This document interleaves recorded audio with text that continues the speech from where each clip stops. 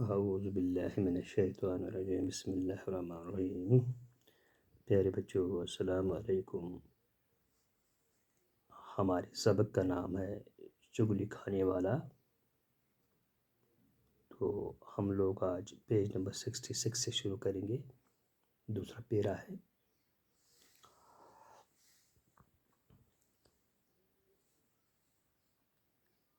ایک دن کسان اپنے کھیتوں میں کام کر رہا تھا کہ گھر میں اس کی بیوی اکیلی تھی۔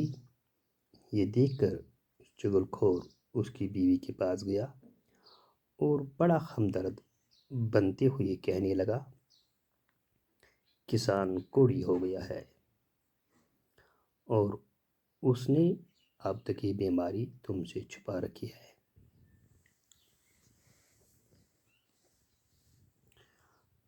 وہ بڑی حیران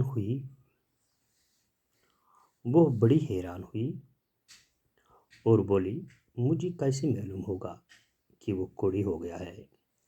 چغل خور نے بتایا کہ کوڑی کا جسم نمکین ہو جاتا ہے۔ اگر اپنی تسلی کرنا چاہو تو کسان کے جسم کو چاٹ کر دیکھ لو۔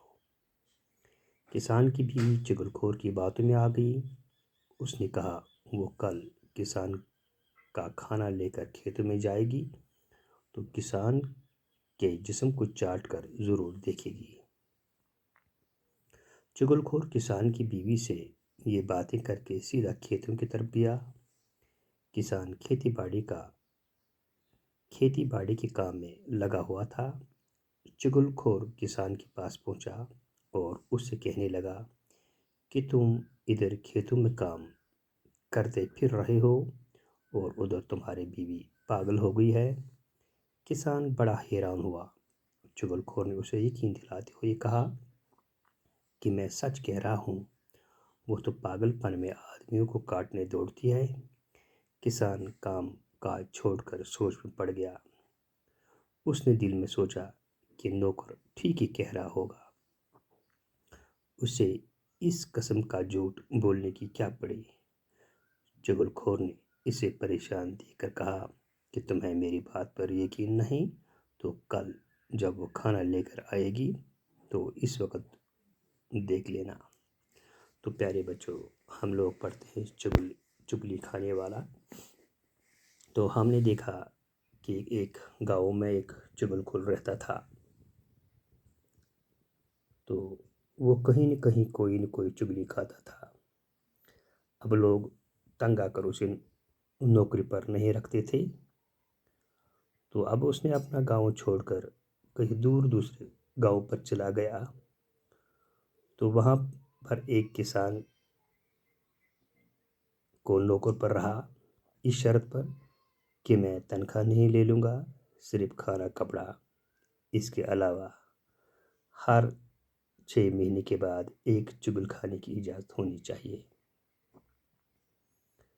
تو یہ چغل کھانے کے بعد یہ شرط جو تھا یہ کسان بھول گیا۔ تو ادھر یہ چغل خور اس دن کا بڑی بے چینی سے انتظار کرتا تھا۔ آخرکار وہ دن آ گیا تو اب شرط کے مطابق چغل کھا سکتا تھا۔ تو اب اس نے کیا کام کیا؟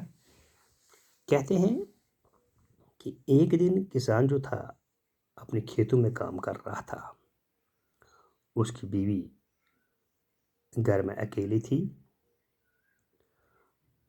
تو یہ موقع غنیمت سمجھ کر چغل خور اس کسان کی بیوی کے پاس بڑی ہمدردانہ انداز میں گیا اور کہنے لگا کہ کسان جو ہے کوڑ کی بیماری میں مبتلا ہو گیا ہے۔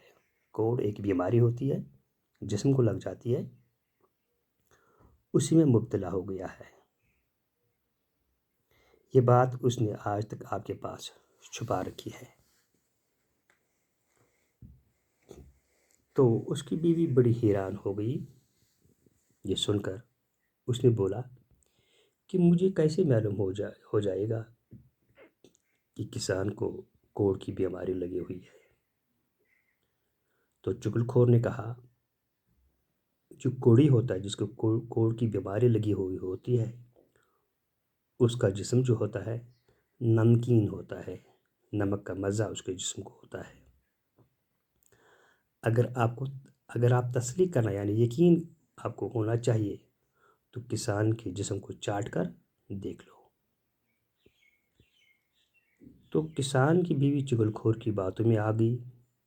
اس نے کہا کہ وہ کل کھیت میں کھانا لے کر جائے گی تو میں ضرور کسان کے جسم کو چاٹ کر دیکھ لوں گی کہ کیا اس کا جسم جو ہے نمکین ہے۔ اگر نمکین ہے تو پھر کیا ہوا، پھر تو کوڑ کی بیماری سے لگی ہوئی ہے۔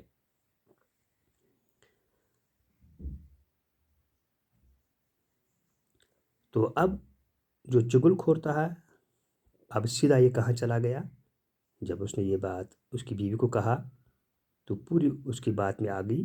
تو اب چغل کھور سیدھا کھیتوں کی طرف گیا۔ وہاں کسان جو تھا کام میں لگا ہوا تھا۔ تو چغل کھور کسان کے پاس پہنچا اور اسے کہنے لگا، تم ادھر کھیتوں میں کام کرتے پھرتے ہو، ادھر تمہاری بیوی جو ہے پاگل ہو گئی ہے۔ کسان جو ہے بڑا حیران ہوا۔ تو چغل کھور نے اسے یقین دلاتے ہوئے کہا کہ میں سچ کہہ رہا ہوں، وہ پاگل پن میں آدمیوں کے پاس دوڑتی ہے کاٹنے کے لیے، آدمیوں کو کاٹنے کے لیے دوڑتی ہے ان کے پیچھے۔ تو کسان کام چھوڑ کر اس سوچ میں پڑ گیا۔ اس نے دل میں سوچا کہ نوکر ٹھیک ہی کہہ رہا ہوگا، اس سے جھوٹ بولنے کی کیا پڑی۔ اس کو وہ شرط تو یاد نہیں تھا، وہ شرط اس کو بھول گیا تھا۔ تو کیونکہ اس نے اچھی طریقے سے اس گھر میں کام کی تھی، وہ سب کچھ بھول گیا تھا۔ لیکن اس کو یہ معلوم نہیں تھا کہ اس نے کہا تھا کہ 6 مہینے کے بعد مجھے ایک چغلی کھانی ہے۔ تو یہی کہنے لگا کہ اس کو جھوٹ بولنے کی کیا عادت پڑی۔ چغل کھور نے اسے پریشان دیکھ کر کہا کہ تمہیں اگر میری بات پر یقین نہیں تو کل جب وہ کھانا لے کر آئے گی تو اس وقت دیکھ لینا۔ چلو آج اتنا ہی۔